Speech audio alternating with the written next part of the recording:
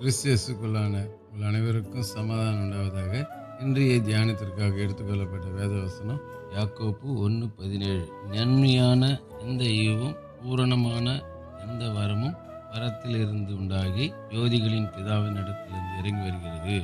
அவரிடத்தில் யாதொரு மாறுதலும் யாதொரு வேற்றுமையின் நிழலுமில்லை. ஆமென். இங்கே அப்போஸ்தலனாகிய யாக்கோப்பு சொல்லுகிற காரியம், நமக்கு வருகிற நன்மையான ஈவு பூர்ணமான வரம் எங்கிருந்து வருகிறதுன்னு சொல்லி யாக்கோப்பு அப்போஸ்தலன் சொல்லும்போது சொல்றாரு, பரத்திலிருந்து உண்டாகி, பரலோகத்திலிருந்து உண்டாகி, அதுக்கப்புறம் ஜோதிகளின் பிதாவின் இடத்திலிருந்து இறங்கி வருகிறது. பரத்திலிருந்து உண்டாகி ஜோதிகளின் பிதாவின் இடத்திலிருந்து இறங்கி வருகிறது. அவரிடத்துல எப்படிப்பட்ட காரியம் இல்லையா? அவரிடத்துல யாதொரு மாறுதலும் யாதொரு வேற்றுமையும் நிழலும் இல்லை. அவர்கிட்ட மாறுதல் கிடையாது, வேற்றுமை நிழல் கிடையாது. மனுஷன்தான் பிரிச்சு பிரிச்சு பார்ப்பான். வசதியோ படித்தவங்கள ஒரு மாதிரி, வசதி இல்லாதவங்கள ஒரு மாதிரி.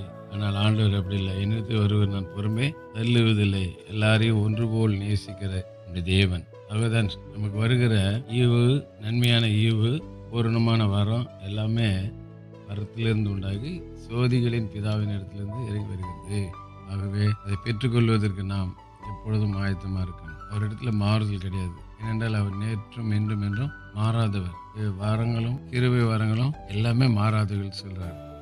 வாக்கு தத்தங்களும் கிருபை வரங்களும் மாறாதவர்கள் சொல்றாரு. ஆகவே மாறாத இந்த நன்மைகளை நாம் பெற்றுக்கொள்வதற்கு நாம் நம்முடைய வாழ்க்கையில் மாறாமல் இருக்கணும். அவர் பின்பற்றுவதில், அவரை நேசிக்கிறதுல, அவரிடத்துல அன்பு செலுத்துகிறதுல எல்லாவற்றிலும் நாம் மாறாதவர்களாக இருக்கும்போது இந்த சொல்லப்பட்ட ஆசீர்வாதம் நமக்கு பலிக்கும், நம்மை பலப்படுத்துவாராக. ஜெபிக்கலாமா? நேசிக்க நல்ல தாப்பனே, இந்த நாளில் கொடுத்த நல்ல வார்த்தைக்கு நன்றி. நீர் மாறாதவர். உங்களிடத்துல வேற்றுமை நிழல் இல்லைப்பா. மனுஷன் தான் வேற்றுமையாக பார்க்குறான். நீர் வேற்றுமை நிழல் இல்லாத தேவன். ஆண்டவரே, நன்றியோடு துதிக்கிறோம். தொடர்ந்து வார்த்தையை கேட்கிறது மாத்திரமல்ல, இந்த வார்த்தை பிரகாரம் நடக்க உதவி இயேசுவின் நாமத்தில் ஜெபிக்கிற நல்ல பிதாவே, ஆமென். இந்த கர்த்தரும் இரட்சகருமாகிய இயேசு கிறிஸ்துவின் கிருபையிலும் அவரை அறிகிற அறிவிலும் வளருங்கள். அவருக்கு இப்பொழுதும் என்னென்றைக்கும் மகிமை உண்டாவதாக. இந்த கர்த்தராகிய இயேசு கிறிஸ்துவின் கிருபை அனைவரோடு கூட இருப்பதாக. ஆமென், ஆமென், ஆமென்.